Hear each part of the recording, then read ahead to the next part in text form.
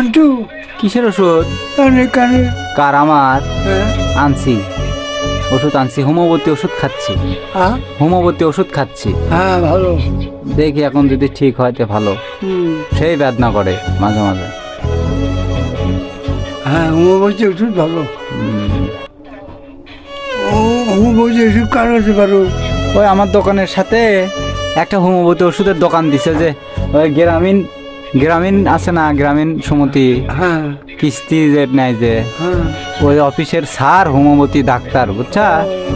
মানে অফিসও করে, অফিস শেষ হয়ে গেলেও হোমিওপ্যাথি একটা চেম্বার খুলছে আমার দোকানের সাথে, ওই জায়গার থেকেই ওষুধ নিয়েছে, ভালো ওষুধ দেয়।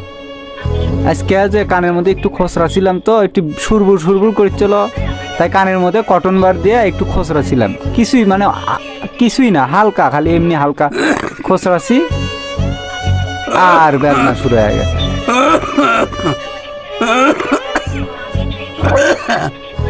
আমার বাবা সে কখন থেকে আমার জন্য বসে আসলো, শুয়ে পড়ছিল, শুয়ে পড়ে আবার উঠছে। আমি আসছি, চিপস নিয়ে আসলাম, এই যে চিপস নিয়ে আসে, এর মধ্যে ঢেলে দিলাম, চিপস খাবি। তো যাই হোক, আমি আসা মাত্র উঠে বসলো, তাই বলতেছে ওষুধ নিয়ে যাচ্ছ নাকি? তো যাই হোক, ভিডিওটা সবাই একটু শেয়ার করে দিবেন, আর ভালো থাকবেন সবাই। অসংখ্য ধন্যবাদ আপনাদেরকে এতটা শেয়ার করার জন্য, এতটা সাপোর্ট করার জন্য, অসংখ্য ধন্যবাদ সবাই।